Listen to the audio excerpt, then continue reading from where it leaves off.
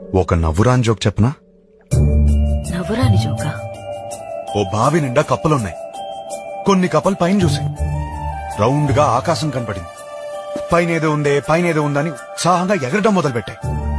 కిందున్న కప్పలు పైనేమీ లేదు, పైనేమీ లేదు, పైనేమీ లేదు అని చెప్తూనే ఉన్నాయి. ఇది విని విని విని విని ఎగురుతున్న కప్పలన్నీ కిందికొచ్చాయి. కాని ఒకటే కప్ప ఎగురుతూనే ఉంది. ఎందుకో తెలుసా? ఎందుకు? అది చెవిటి కప్ప. నవ్వు రాదన్నా? జోక్ అవ్వలేదు.